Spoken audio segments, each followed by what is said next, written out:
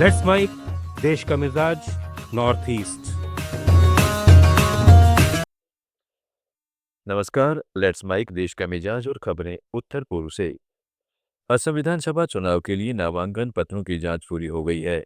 राज्य के मुख्य निर्वाचन अधिकारी ने गुवाहाटी में बताया कि राज्य की 126 विधानसभा सीटों पर कुल 815 उम्मीदवारों ने 1389 नामांकन दाखिल किए थे, जिनकी जांच के बाद 789 उम्मीदवारों को वैध पाया गया है, जबकि 26 आवेदन खारिज कर दिए गए। बरपेटा सीट पर कांग्रेस उम्मीदवार महानंदा सरकार का नामांकन प्रतिक्रियागत खामियों के कारण रद्द हो गया। उम्मीदवार आज 26 मार्च को दोपहर 3 बजे तक अपना नामांकन वापस ले सकते हैं। असम के गुवाहाटी में अफवाहों के कारण पेट्रोल डीजल की कमी का डर फैल गया है। इससे लोग पैनिक बाइंग कर रहे हैं और कई इलाकों में ईंधन की बिक्री 30% तक बढ़ गई है। पेट्रोल पंपों पर सुबह से ही भीड़ लगी रही है। कुछ जगहों पर स्टॉक खत्म होने की खबरें भी आई हैं। हालांकि असम सरकार ने साफ किया है कि राज्य में पेट्रोल और डीजल की पर्याप्त सप्लाई उपलब्ध है। मुख्य सचिव रवि कोटा ने कहा है कि उन्होंने शहर के हर पंप की जांच कराई और सभी के पास पर्याप्त स्टॉक है। पेट्रोलियम मंत्रालय ने भी स्थिति नियंत्रण में बताते हुए उपभोक्ताओं से शांति बनाए रखने की अपील की है। उधर मेघालय में भी कॉमर्शियल एलपीजी की कमी से पर्यटन क्षेत्र पर असर पड़ रहा है।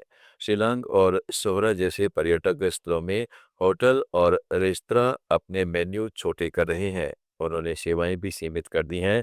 उपलब्ध गैस को अस्पतालों और छात्रावासों जैसी जरूरी सेवाओं के लिए प्राथमिकता दी जा रही है, जिसे होटल वाले अब लकड़ी और कोयले पर खाना बना रहे हैं। इससे खाने में देरी हो रही है और स्थानीय व्यंजन सीमित हो गए हैं। एक लोकप्रिय रिसोर्ट के मालिक ने सोशल मीडिया पर लिखा कि कल से हम लकड़ी कोयले पर धीमी पकाई पर स्विच कर रहे हैं। उन्होंने अतिथियों से लंबे इंतजार और सीमित भोजन के लिए धैर्य रखने की अपील की। मणिपुर में भी इम्फाल के आसपास कुछ पेट्रोल पंपों में ईंधन की सप्लाई प्रभावित हुई है, लेकिन अधिकारियों का कहना है कि यह स्टॉक की कमी नहीं बल्कि डीलरों की वित्तीय दिक्कतों के कारण है।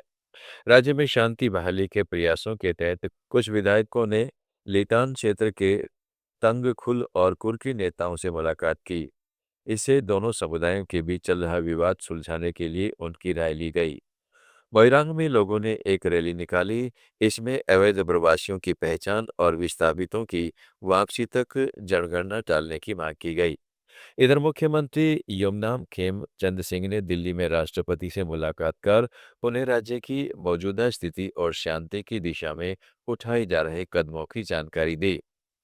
मिजोरम के दक्षिणी सीमावर्ती जिलों सिया और लुंगलेई में पेट्रोल डीजल की स्थायी आपूर्ति पर दबाव को रोकते हुए प्रशासन ने म्यांमार की ओर ईंधन निर्यात पर सख्त पाबंदी लगा दी है।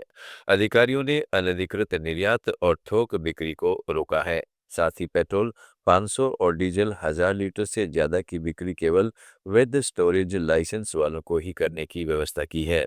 इसका मकसद सीमा पर तस्करी रोकना है, ताकि राज्य में स्थानीय जरूरतें बिना किसी बाधा की पूरी हो सकें। मिजोरम सरकार ने पेंशन भोगियों की स्वास्थ्य बीमा योजना को नया रूप दिया है। अब Mizoram universal health care scheme के तहत पेंशनरों को कोई अतिरिक्त मासिक शुल्क नहीं देना पड़ेगा। उनकी मौजूदा फिक्स्ड मेडिकल अलाउंस यानी 1000 रुपये ही इस स्कीम का आधार बनेगा। योजना अब केवल पेंशनर और उनके जीवन साथी तक सीमित कर दी गई है। बच्चों समेत अन्य परिवार सदस्यों को पहले जैसी सुविधा नहीं मिलेगी। नगा राष्ट्रवाद से जुड़े राजनीतिक संगठन फेडरल गवर्नमेंट ऑफ नागालैंड ने नगा लोगों से एकता और नई संकल्प शक्ति के साथ आगे बढ़ने की अपील की है। संगठन ने अपने संदेश में कहा है कि 2026 को एकता का वर्ष घोषित किया गया है, जिसमें सभी राजनीतिक समूह, जनजातीय संगठन, नागरिक समाज और चर्च नेता विभाजन से ऊपर उठकर संवाद और सहयोग का रास्ता अपनाएंगे। संदेश में पूर्वजों और शहीदों के बलिदान को याद करते हुए ऐतिहासिक दावों को दोहराया गया और शांति की दिशा में विश्वास बनाए रखने की जरूरत पर जोर दिया गया है।